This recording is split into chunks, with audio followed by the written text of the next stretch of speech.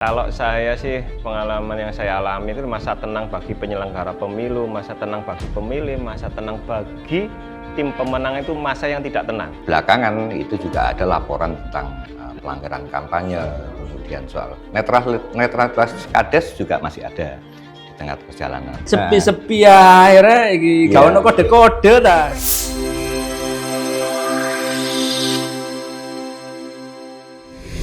Panas gimana pilkada saiki? Seru ya? Seru. Seru. Mau kabupaten mau kota ya? Ya, sama-sama seru. Sama-sama seru. Tapi yang lebih seru ini kabupaten karena cuma 2 calon. Ya, sama-sama seru. Sama-sama seru. Iya. Ya. Jadi memang hari ini kita sudah memasuki masa tenang. Ya, mulai tanggal 24, 25, 26. 27 sudah mulai pencoblosan kan ini. Siap. Ya. Panas ya apa menurut sampean ini? Dari masa tenang ini kan masih ramai sekali kan ini. Kalau saya sih pengalaman yang saya alami itu masa tenang bagi penyelenggara pemilu, masa tenang bagi pemilih, masa tenang bagi tim pemenang itu masa yang tidak tenang. Masa yang tidak tenang seharusnya. Iya, bagi pemilih ya harap-harap cemas harus menentukan istikharahnya mau memberikan hak pilihnya kepada siapa. Betul. Tim pemilihnya bagaimana menyusun strategi yang paling jitu untuk meraih suara sebanyak-banyaknya. Tetapi bagi paslon itu juga masa yang tidak tenang karena dirinya harus menempatkan kayak apa. Saya bergerak dikira nanti kampanye, saya tidak bergerak nanti kemana paslon ini ya? Ya, memang dan ini kesempatan yang sangat luar biasa karena memang dengan keberadaan platform-platform digital yang banyak, kemudian ruang-ruang itu menjadi salah satu celah untuk tetap aktif berkomunikasi dengan masyarakat. Karena celah medsos itu bukan celah media yang sangat strategis untuk bagaimana memberikan informasi, bagaimana kita menggait orang itu kan lewat medsos. Nah, bagaimana kita juga menempatkan sebagai calon pemilih ya. Saya, sampean itu kan sebagai calon pemilih. Bagaimana menempatkan gerakan kita mau menayangkan ke medsos, mau berekspresi seperti apa, kecintaan pada paslon, tetapi kan ini masa tenang tidak boleh aktivitas sebagai yang diklaim sebagai kampanye. Gitu. Ya, memang harusnya sudah mengulurkan tensi ya, sama-sama mengulurkan tensinya. Pas kampanye akbar mungkin kontennya belum diedit tadi, ngedit ini harus. Iya, mungkin pestanya kemarin tanggal berapa itu yang rame itu, tanggal 23. 23. Harusnya diperpanjang itu biar rame terus Kabupaten Pasuruan itu. Ono jedae lah, mari kampanye akbar, ini sih ono sisae kan tadi. Ini kan setelah kampanye akbar langsung masa tenang. Nah, ini kita ngomong-ngomong ada tamu spesial ini. Siapa? Bagian pengawas ini. Seorang penyelenggara pemilu Bawaslu Kabupaten Pasuruan ini. Kita ada tamu ini. Mas Ari Yunianto. Bolo Dewi. Ya. Bolo Dewi.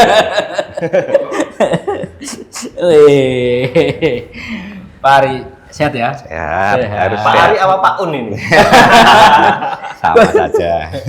Konco Dewi kan.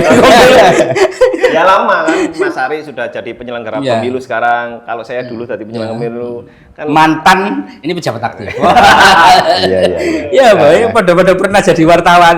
Ya, apa ngerasa jadi pejabat.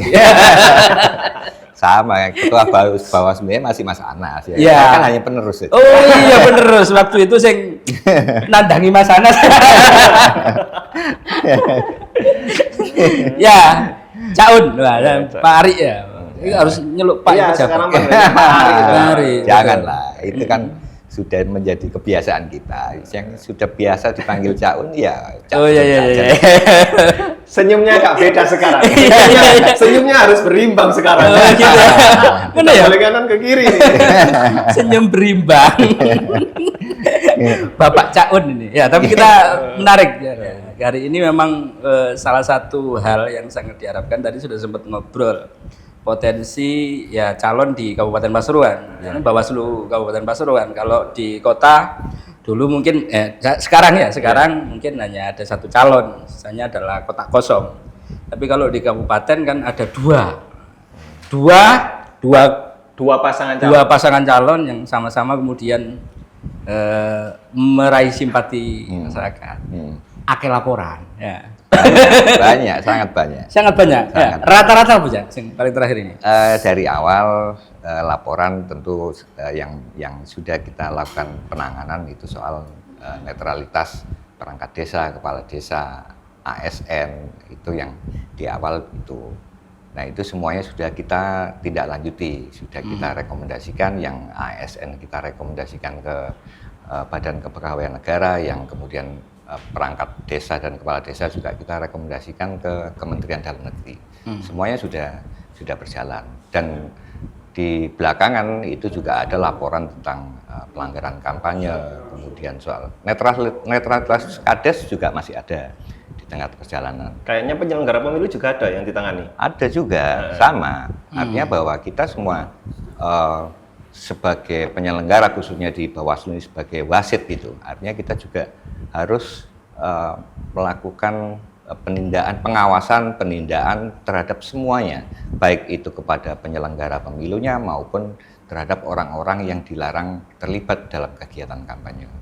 Jadi semuanya ada 01 ada, 02 juga ada. Nah, itu semuanya juga kita tangani sesuai dengan peraturan itu. Semuanya sudah berjalan, ada yang laporannya juga berhenti karena tidak memenuhi cukup bukti, tidak terpenuhi unsur tindak pidananya, ya kita sampaikan hasilnya, itu semuanya selesai, tidak ada yang berhenti di tengah jalan tanpa ada keterangan. Semuanya karena memang kita dituntut kalau itu pelanggarannya terpenuhi unsur, ya kita lanjutkan, tapi jika tidak tetap harus dihentikan gitu. Jadi masing-masing saya lapor. Yeah. Itu sudah biasa ya, memang. Tapi fenomena eskalasi politik di Kabupaten Pasuruan ini cukup luar biasa dibanding tahun 2018, karena saat itu lawannya kotak kosong ya kalau di kabupaten. Yeah. Nah, kalau saya mengamati ini tadi Cak Un ini kan mengatakan bahwa penindakan juga dilakukan, pengawasan juga dilakukan. Bentuk pencegahannya apa sudah maksimal apa belum? Nah, itu yang kemudian agar tidak terjadi akumulasi di akhir-akhir menjelang masa pemungutan suara misalkan seperti itu. Ya, apa ya? Pencegahan dari awal tahapan pendaftaran pemilih kita sudah melakukan pencegahan. Artinya dalam setiap tahapan pencegahan itu selalu kami lakukan, antara lain dengan memberikan himbauan baik itu kepada khususnya kepada terakhir yang dikeluarkan himbauan pawai ya. Himbauan pawai. Jadi setiap tahapan itu kami selalu memberikan himbauan. Ini adalah bagian dari pencegahan. Ada himbauan tertulis, ada juga kegiatan sosialisasi. Ini juga salah satu bentuk pencegahan. Artinya bahwa sebenarnya kita sudah melakukan pencegahan ini secara maksimal. Kalau di Bawaslu sebenarnya pencegahan ini lebih menjadi prioritas. Pencegahan baru pada penindakan. Artinya pencegahan ini juga dalam rangka juga pengawasan. Artinya pencegahan lebih baik daripada melakukan penindakan. Nah, kalau kemudian tetap terjadi pelanggaran, ya kita harus lakukan penindakan sesuai dengan protap, sesuai dengan aturan yang ditentukan gitu. Jadi termasuk pada kemarin di menjelang kampanye akbar, rapat umum terakhir itu kita sudah memberikan pencegahan. Artinya himbauan-himbauan, kemudian aturan-aturan apa saja yang diperbolehkan dan aturan apa saja yang tidak diperbolehkan dalam kegiatan kampanye akbar itu. Bawaslu tidak pernah melarang apapun bentuk kegiatannya, tapi Bawaslu sudah memberikan rambu-rambunya.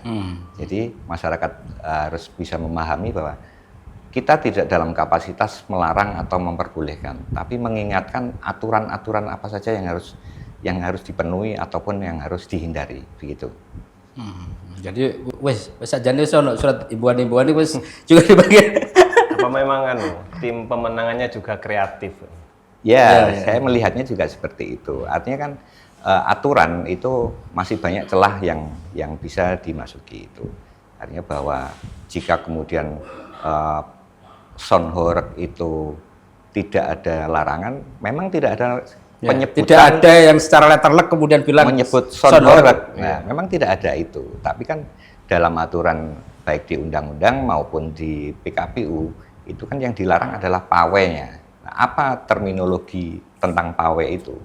Nah, itu yang seharusnya dipahami pawai. Kemudian kalau kemudian ada rombongan berjalan bersama iring-iringan, saya pikir itu sangat patut untuk dikoordinir oleh aparat kepolisian agar untuk menghindari kemacetan misalkan, atau membuat para pendukung ini bisa tertib di jalan. Nah, itu sebenarnya tugas-tugas kepolisian.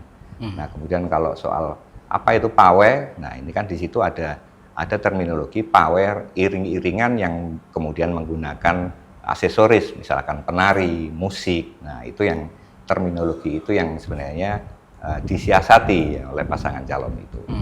Jadi yang kami tidak pernah melarang pawai, konvoy, tapi kami hanya mengingatkan bahwa aturan-aturan ini yang sudah diatur. Nah, kemudian jika kemudian di lapangan terjadi hal-hal yang semacam itu, ya tentu kami juga ada tindakan, antara lain tindakan yang kami lakukan pada pawai yang itu sudah menyimpang dari arti yang pawai sebenarnya, ya kita sesuai dengan aturan, kita merekomendasikan kepada KPU bahwa ada baik 01, 02, itu ada pelanggaran-pelanggaran bermacam-macam, tidak hanya soal soundworknya, tapi juga pelibatan anak-anak dalam kegiatan kampanye. Nah, itu juga menjadi catatan kami yang setelah kita berikan rekomendasinya kepada KPU. Oh, itu sudah ya? Kemarin sudah. Yang kejadian kampanye Akbar ada rekomendasi yang dikeluarkan? Kita sudah memberikan rekomendasi. Rata-rata poinnya itu ya? Pelibatan anak? Ada pelibatan anak. Anak memang tidak kemudian dipahami anak ikut dalam iring-iringan, kita masih bisa memaklumi. Artinya anak kalau ditinggal di rumah, siapa yang menjaga? Tapi kalau kemudian mengeksploitasi anak menggunakan atribut, kemudian membawa bendera, ini yang dimaksud pelibatan anak itu lebih pada di situ. Tapi sejauh ini, ya memang saya ngomong soundwork ini kan menjadi salah satu fenomena baru. Soundwork itu kan artinya agenda kampanye ini kan sudah terlewati. Ya, betul. Yang paling pokok ini di masa tenang, bagaimana kemudian yang potensi dugaan timbulnya pidana pemilu itu yang paling banyak di masa tenang. Misalkan jadwal di luar kampanye ini kan bisa dilakukan di masa tenang. Yang kedua, potensi kerawanan untuk melakukan tindakan pidana politik uang juga terjadi di masa tenang. Nah, itu yang paling yang kita konsentrasikan, persiapkan agar teman-teman pemilih, calon pemilih ini benar-benar menghindari itu yang harus kita kejar dalam sehari dua hari ini sebenarnya. Iya. Sejauh mana? Kalau saya potong dulu Mas Anies. Saya ingin menegaskan ke Cawon. Tadi sempat apakah ada pelanggaran pidana pemilu atau apa yang sifatnya terkait dengan keberadaan kampanye Akbar, pawai dan sebagainya yang sempat direkomendasikan KPU? Bawaslu mencatat itu atau belum? Kalau atau laporan-laporan yang pidana kita belum ada laporan. Tapi hasil pengawasan di teman-teman artinya bahwa semua pengawasan hasil laporannya diserahkan pada kami dan akan dilakukan kajian. Apakah ini ada pelanggaran pidana pemilu atau tidak, itu masih dalam kajian itu. Nah, kemudian soal memasuki hari tenang, itu kita juga sudah himbauan juga kita berikan kepada tim pasangan calon, kepada KPU, bagaimana pada hari tenang ini apa yang harus dilakukan. Salah satunya misalkan soal akun media sosial. Nah, itu mereka sudah harus ada kewajiban untuk menonaktifkan. Nah, kemudian soal kewajiban apa saja tim pemenangan pada masa tenang ini, misalkan soal dana kampanye, mereka sudah menyiapkan. Sudah harus melaporkan kan? Sudah harus melaporkan.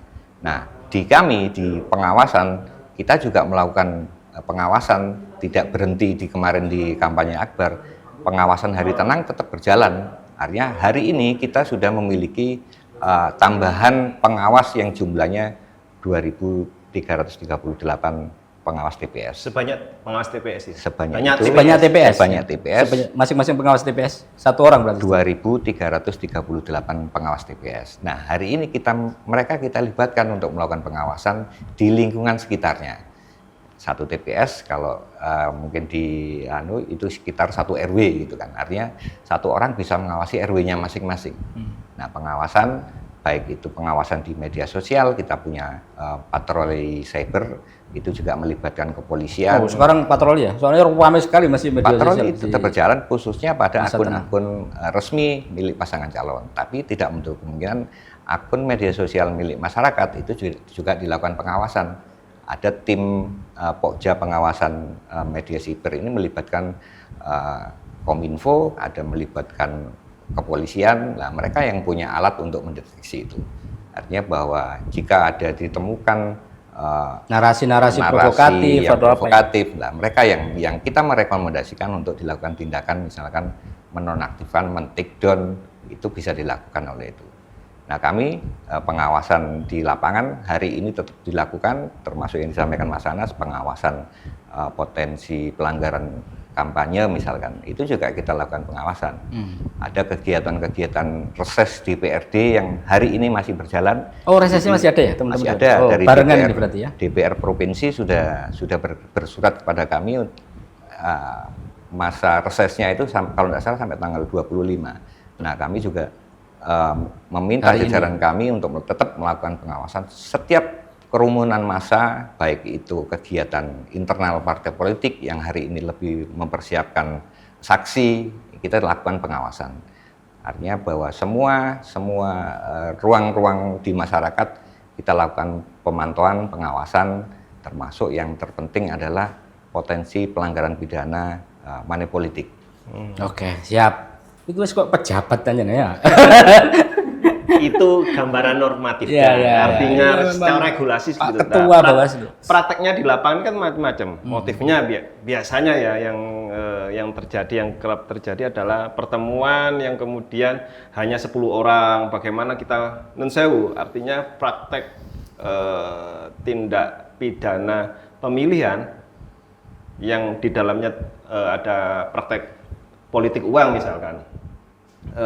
Karena politik uang itu kan sebenarnya nunsewu, bahasa kasarnya seperti orang kentut kan ya. Ya. Ini ada, tapi pelakunya siapa ini yang pada tidak. Nah, untuk melakukan strategi itu kan banyak hal seperti ya, artinya seperti yang dilakukan pengawas TPS hari ini harus bisa memitigasi aktor-aktor politik di tingkat RW-nya. Kemudian dia mengawasi agar tidak melakukan hal-hal yang dilarang, misalkan mendistribusikan sesuatu, misalkan menjelang pemilihan, menjelang tanggal 27 memberikan transport, tapi itu kan sudah tidak ada, kegiatan kampanye kan sudah tidak ada. Tetapi yang ada adalah penguatan strategi bagi masing-masing tim pasangan calon. Nah, itu yang kemudian sangat tipis ya membedakan kegiatan itu apakah memang kampanye atau penyusunan strategi di tingkat bawah. Nah, itu yang harus dicegah yang pertama. Yang kedua adalah bagaimana Bawaslu ini hadir, bukan Bawaslu kabupaten ya, Bawaslu sampai tingkat bawah, itu juga hadir bahwa setiap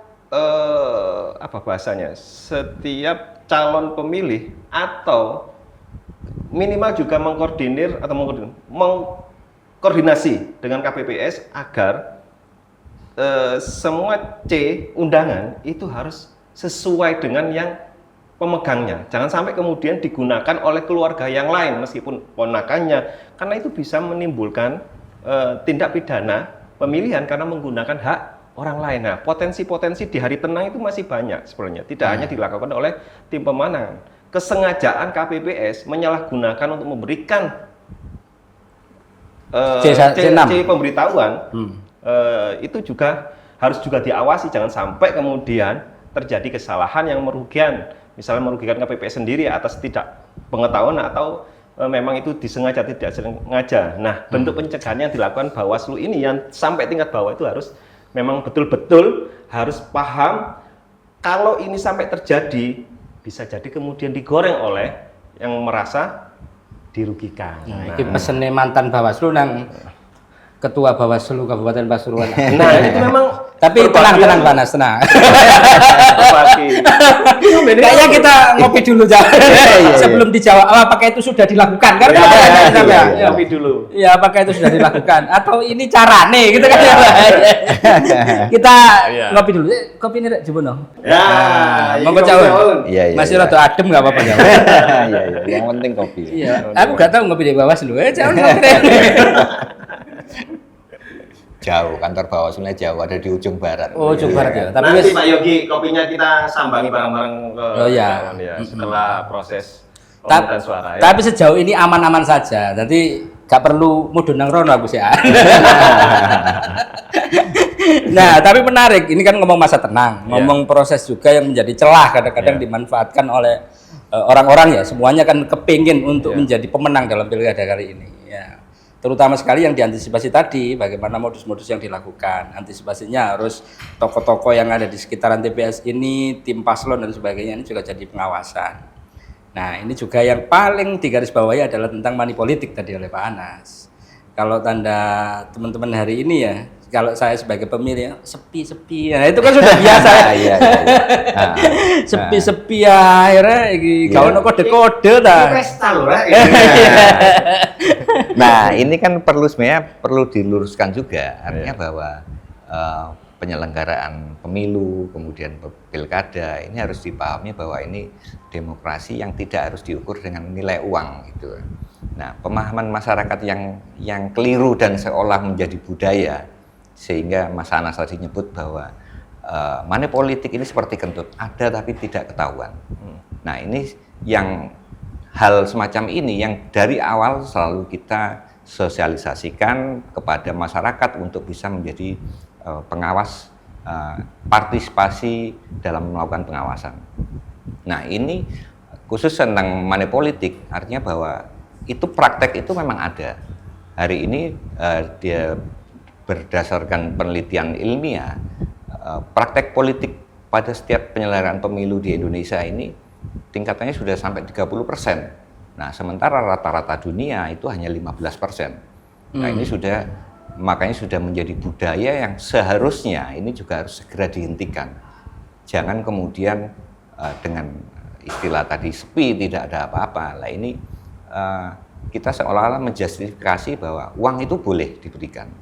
Sampai ada usulan Dewan pun mengusulkan itu legalisasi money politik atau uang untuk kebutuhan itu. Nah, ini kan sebenarnya pemahaman yang keliru. Nah, kenapa tidak bisa terendus dengan baik money politik? Karena pelaku dan pemberi dan penerima itu merasa saling membutuhkan, ada simbiosis mutualisme di situ. Pelaku menginginkan dapat suara, si pemilih juga, penerima juga mendapatkan imbalan. Nah, ini kan yang sebenarnya harus segera dihentikan, karena jika tidak, semakin tahun semakin bertambahnya pemilu dari tahun ke tahun akan semakin meningkat. Kita bisa bayangkan hari ini misalkan per orang anggaplah itu 50.000. 10-15 tahun lagi sudah berapa? Nah, artinya setiap generasi calon yang akan menjadi calon pemimpin, dia harus menghitung dulu berapa modal yang harus dikeluarkan. Kemudian dari mana dia harus mengembalikan modal itu. Nah, apa yang akan dimanfaatkan? Nah, ini kan harus segera ada kesadaran masyarakat. Kenapa kita menggalakkan pengawasan partisipatif? Inilah peran masyarakat yang sangat kami butuhkan, karena itu peristiwanya di lingkungan sekitar, pengawas kami jumlahnya terbatas. Nah, masyarakat yang memiliki kesadaran, memiliki kepedulian terhadap pemilu, mereka yang seharusnya juga berinisiatif, berpartisipasi dalam melakukan pengawasan hal-hal semacam ini. Melaporkan saja itu sudah menjadi hal yang sangat membantu bagi kami untuk bisa mengungkap apa itu money politik. Harus ada hadiahnya Jawar kalau melapor misalnya. Ya, kami di jajaran kami, jajaran pengawas kami dari awal saya tidak menjanjikan itu, tapi akan memberikan reward siapapun pengawas itu yang bisa menemukan pelanggaran dan kemudian itu kasusnya berlanjut sampai di persidangan misalkan.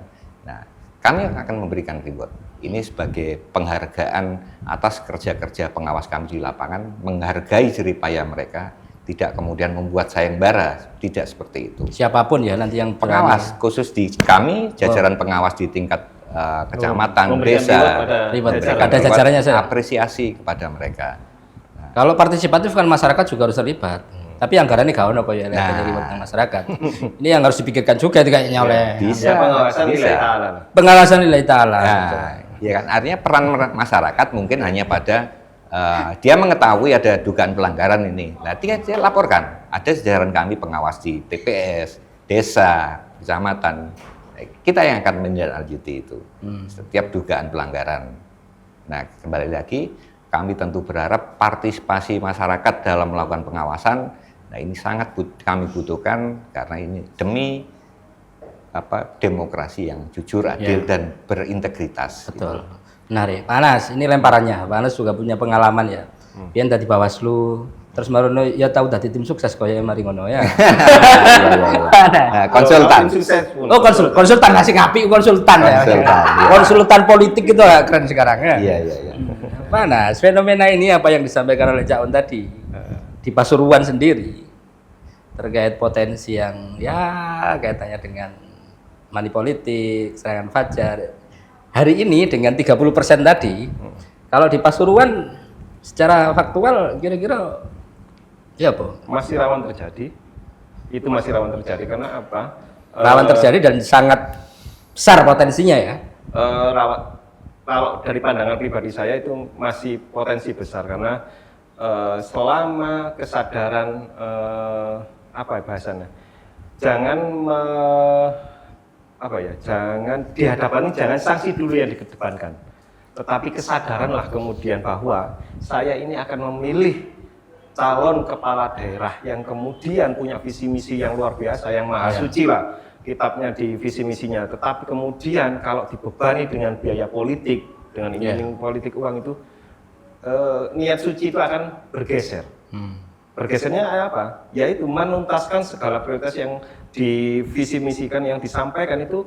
Ganti politiknya apa ini? Nah, mengeruk itulah kemudian yang harus golek balen bahasa Jawa. Bahasanya golek balen. Nah, itu yang kemudian harus harus sadar secara pribadi. Minimal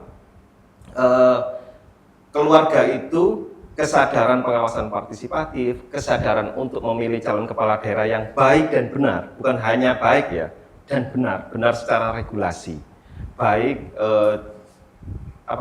baik dan tidak melanggar, itu ya harus dari rumah berangkat ke TPS, itu harus juga benar-benar berniat untuk memilih calon kepala daerah yang sesuai dengan keinginan berdasarkan visi misi yang disampaikan kepala daerah ya memang faktanya mau ya kita juga pernah jadi wartawan ya, artinya saat ini juga paling tidak faktanya bahwasanya money politik itu sangat terjadi di mana-mana. Bahkan teman-teman politisi yang hari ini duduk dan sebagainya mengakui bahwasanya pemilu kemarin adalah pemilu yang sangat brutal. Brutal dalam tanda kutip, termasuk money politik, biaya politik yang sangat besar. Mereka boleh juga harus biaya politik besar itu boleh, tapi dengan cara yang elegan. Ya. Apa bahasanya elegan? Yaitu menyelenggarakan kegiatan, misalnya kampanye akbar, kampanye tatap muka, tanpa kemudian melanggar aturan-aturan yang ada. Cara main yang baik. Itu perlu konsultan itu.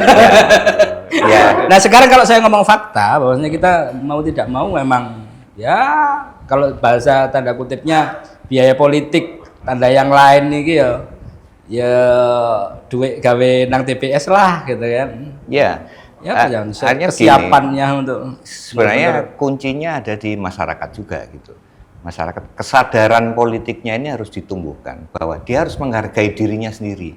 Apakah Mas Yogi, Mas Anas rela dihargai pilihan politiknya senilai 25.000, 50.000? Pasarannya 150 misalnya. Artinya masyarakat lebih juga ya?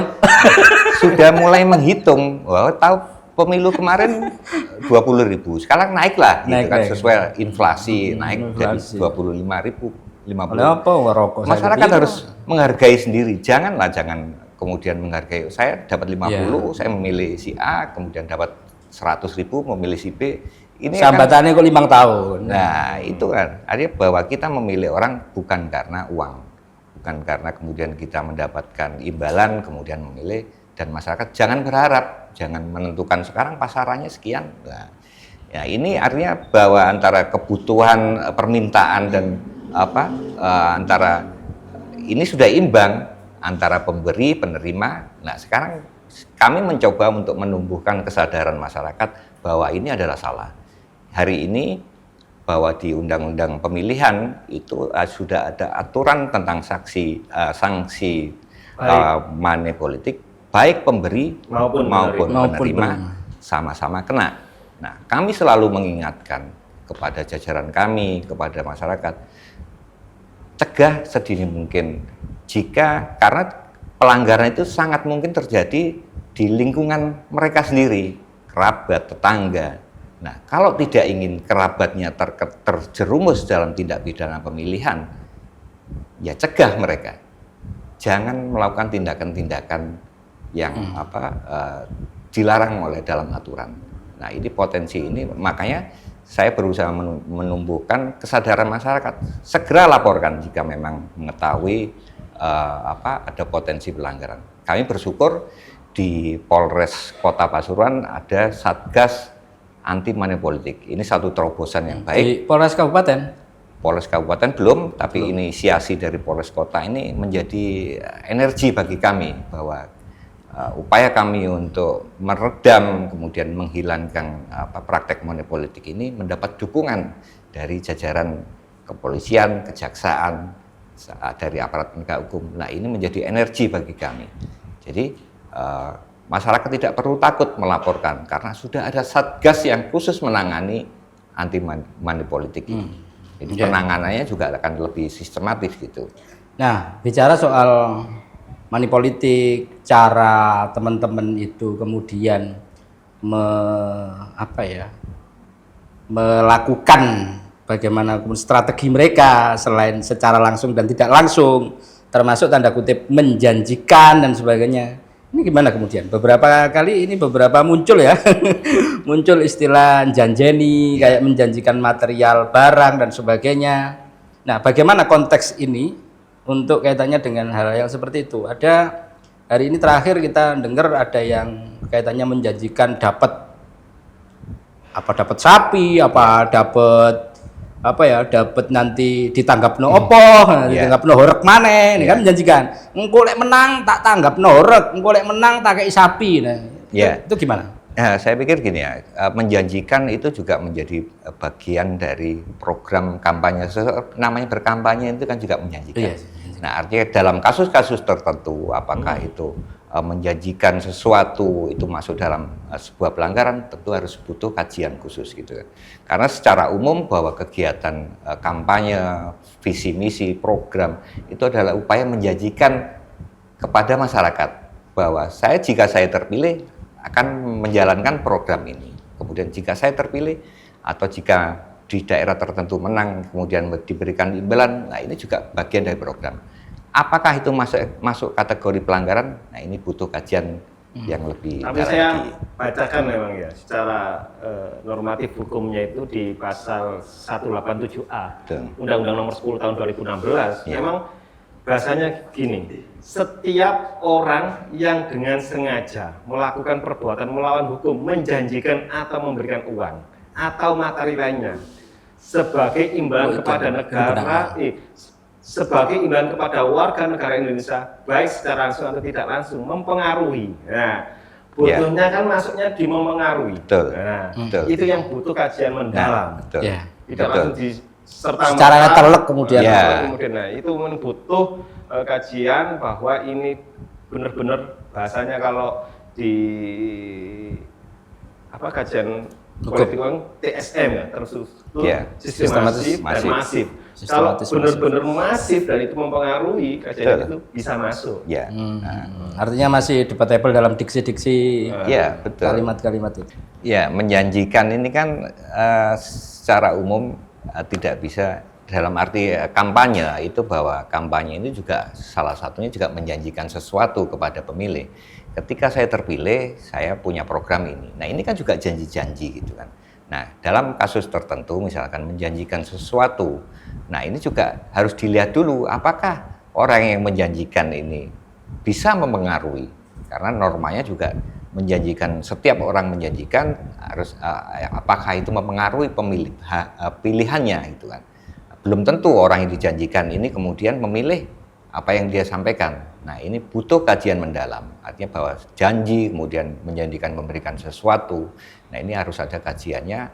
Benarkah ini masuk dalam pasal yang disangkakan dalam tindak pidana pemilihan ini? Nah, ini butuh proses untuk untuk menelusuri setiap informasi yang baik itu disampaikan masyarakat melalui percakapan di grup, informasi surat kaleng pun itu juga kita tanggapi. Artinya bahwa semua informasi yang masuk ke kami, termasuk itu hasil pengawasan, semuanya kita tindak lanjuti dan ada laporan hasil pengawasannya. Jadi kembali lagi soal frasa menjanjikan ini harus dilakukan kajian secara mendalam apakah betul ini sebuah pelanggaran atau bukan. Ya, apakah janji-janji itu kemudian kalau di luar visi misi Mas, itu baru dianggap ini di luar konteks atau janji-janji itu hanya diperbolehkan di dalam proses visi misi saja? Apakah ada hal yang kayak gitu? Kalau merujuk pada regulasi, bahasanya memang menjanjikan yang dapat mempengaruhi. Mempengaruhi itu menguntungkan atau merugikan bahasanya. Dalam tanda kutip misalnya masih meskipun di dalam visi misi misalnya gitu ya, termasuk dalam konteks itu kan tidak disebutkan ya? Iya, tidak disebutkan. Ya, menarik. Ini yang memang sangat update memang kaitannya dengan masa tenang, kemudian kita ngomong juga antisipasi kepada money politik. Sejauh ini bagaimana langkah yang sudah dilakukan, tadi sudah sampaikan, yang konkret Caun, ada nggak kejadian-kejadian yang kemudian menjadi notifikasi dari teman-teman Bawaslu? Selain tindak pidana politik uang lah. Politik uang? Ya, artinya bahwa pengawasan yang kami lakukan itu yang pertama tentu terhadap penyelenggara pemilu. Kemudian apakah penyelenggara khususnya di jajaran KPU penyelenggara secara teknis sudah menjalankan tugasnya dengan baik. Nah, ada peristiwa kemarin di 2 kecamatan itu juga ada penyelenggara yang membagikan undangan itu juga disertai kampanye. Nah, ini sedang kita telusuri apakah itu betul. Berarti KPPS kan kalau yang ada KPPS. Nah, ternyata sebelum kita tuntas melakukan penelusuran sudah ada yang mengundurkan diri. KPPS-nya mengundurkan diri dengan alasan ada pekerjaan lain. Jadi ada indikasi bahwa ya penelusuran yang kita lakukan itu memang betul mengarah pada itu. Nah, artinya bahwa setiap tahapan baik itu potensi pelanggaran ini akan terjadi tidak hanya pada sampai hari H, pasca hari H pun itu juga ada potensi pelanggaran. Nah, khususnya di penyelenggara pemilu dalam proses rekapitulasi, kemudian pergerakan kotak suara, surat suara. Nah, ini ada potensi pelanggaran di situ. Ada peristiwa yang dulu ada kotak suara dibawa kabur, nah itu juga pelanggaran pidana. Artinya masih banyak potensi pelanggaran yang terjadi dan ini sekali lagi partisipasi masyarakat sangat kami butuhkan, minimal memberikan informasi, melaporkan setiap peristiwa yang itu dianggap berpotensi pelanggaran dilaporkan kepada kami. Karena jajaran kami sangat terbatas, sementara potensi pelanggaran sangat terbuka lebar. Kemarin kayaknya Bawaslu juga mengirimkan rekomendasi ke KPU terkait dengan KPPS itu yang mana? Yang ini, yang tadi sampaikan? Pada kampanye terakhir kami mendapatkan informasi dari masyarakat ada seorang KPPS yang ikut dalam kampanye. Nah, itu sudah diklarifikasi dan ternyata betul. Dan akhirnya dari proses klarifikasi itu kita sampaikan rekomendasi kepada KPU untuk segera ditindaklanjuti terhadap oknum yang tidak bisa menjaga profesionalitas, netralitas dalam sebagai penyelenggara pemilu. Pakai atribut juga ya anggota KPPS-nya?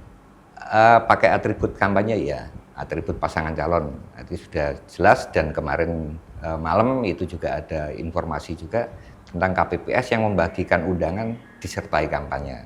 Artinya, nah ini yang tadi yang sampaikan Mas Arasin termasuk celah sekali ya untuk anggota KPPS yang kemudian makanya main-main. Kami tidak bisa melakukan pengawasan setiap KPPS membagikan undangan, kami tidak bisa mengawasi secara langsung. Tapi masyarakatlah yang bersentuhan langsung dengan petugas ini.